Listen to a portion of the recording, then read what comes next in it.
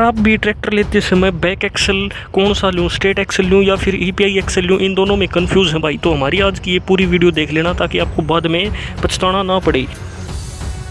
यो मैं विनीत पंगाली। आज की इस वीडियो में भाई हम कंपैरिजन करने वाले हैं ट्रैक्टरों में जो बैक एक्सल आते हैं भाई, दो प्रकार के। पहला तो आपने देखा होगा भाई ये सिंपल स्ट्रेट एक्सल, और दूसरा होता है भाई जो ईपीआई करके जिसको फार्म ट्रैक बुलाती है। फार्म ट्रैक में सबसे ज़्यादा फेमस है। वैसे स्वराज प्रोटेक में जो आता है भाई, और महिंद्रा अर्जुन 9605 में सीआरडीआई में जो आता है भाई, ये होता है ईपीआई एक्सल या पैलेटरी ड्राइव एक्सल भाई।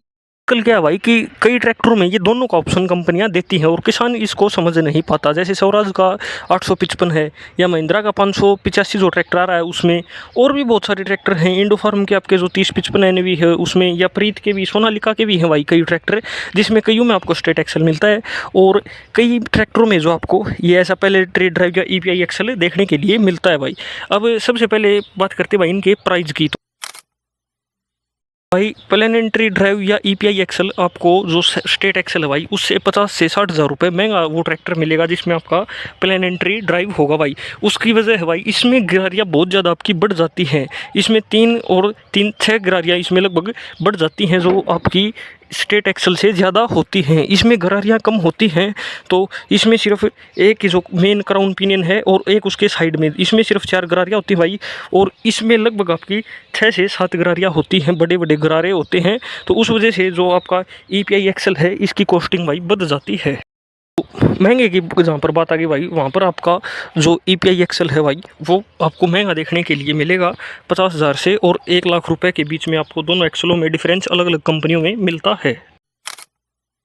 पॉइंट बात करते हैं भाई मेंटेनेंस की। आपको कौन से एक्सल की मेंटेनेंस सस्ती और कम देखने के लिए मिलती है भाई।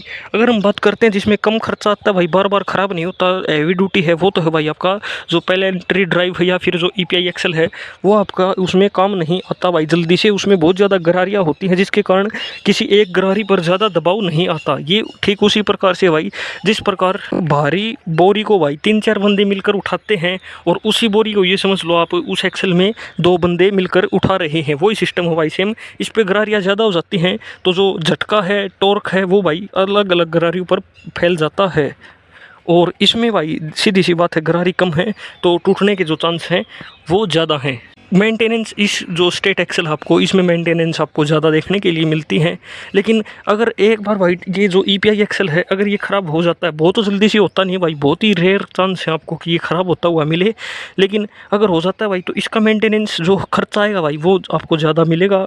और इसका बार बार आता है इसलिए भाई इसमें कम है, क्योंकि गरारियाँ सीधी सी बात है कम है, तो इसमें आपको कम मेंटेनेंस देखने के लिए मिलती है। बात करते हैं भाई आपके ट्रैक्टर को लॉन्ग लाइफ रखने के लिए, ज़्यादा लंबे समय तक जो गियर बॉक्स की और हाइड्रोलिक सिस्टम की सुरक्षा कौन सा एक्सल करता है भाई, तो वो सीधी सी बात है भाई जो हमारा ईपीआई एक्सल है, जो प्लेनेटरी ड्राइव एक्सल है, वो ही हमारा भाई ज़्यादातर रक्षा कर पाता है।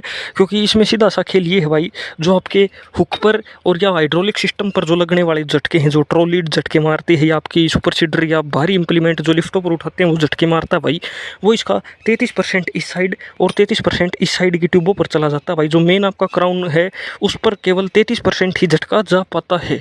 और क्योंकि इसमें गरारियाँ ज़्यादा हैं, इसमें जो गेयर्स हैं, गरारी हैं भाई, उनकी संख्या कम होने के कारण जो झटका है वो लगभग 50 से 60% आपका मेन क्राउन पर जाता है भाई, और 25-25 के लगभग ही आपकी ट्यूब ले सकती हैं। इसी वजह से भाई इसमें जो आपके गियर बॉक्स में या फिर हाइड्रोलिक सिस्टम में, इस एक्सल में आपकी ज़्यादा जल्दी दिक्कतें या समस्याओं का सामना आपको करना पड़ सकता है। ये लगभग 8-10 साल चलने के बाद की बातें हम कर रहे हैं।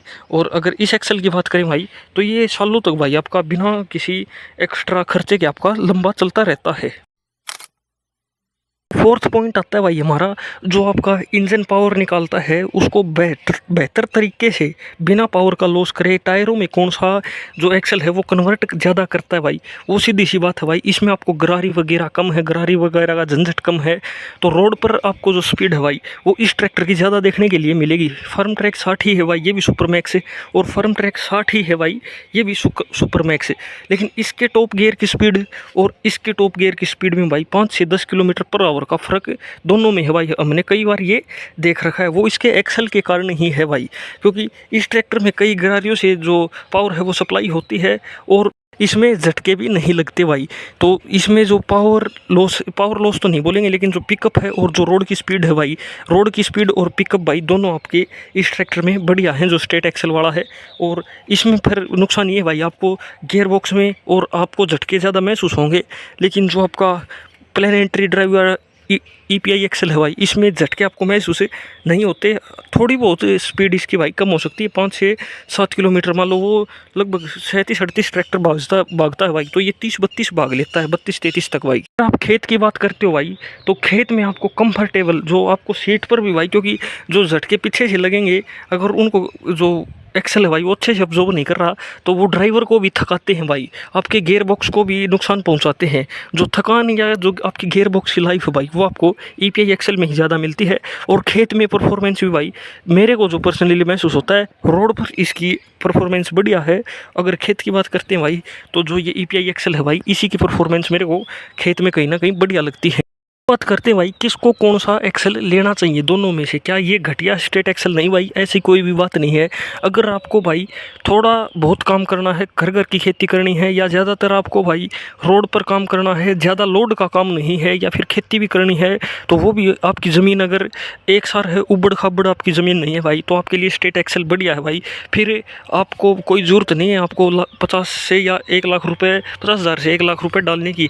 अगर आपका भाई हैवी ड्यूटी काम है, मान लो अगर आप गन्ने वगैरह की खेती करते हैं भाई, ओवरलोड आपका ट्रैक्टर ज़्यादातर चलता है, भारी काम आप उससे लेते हैं भाई, तो फिर आप EPI की तरफ जा सकते हो भाई। क्योंकि जो गन्ने वगैरह की जहाँ पर खेती होती है भाई, वहाँ पर ट्राली कई बार फंस भी जाती है, जहाँ पर नीचे नमी है ज़मीन में भाई, वहाँ पर फिर मेनली आपकी उबड़ खाबड़ है या फिर नमी है भाई, वहाँ पर फिर आपका जो प्लेनेटरी ड्राइव जो बैक एक्सेल है भाई, वो बेस्ट निकल कर आता है।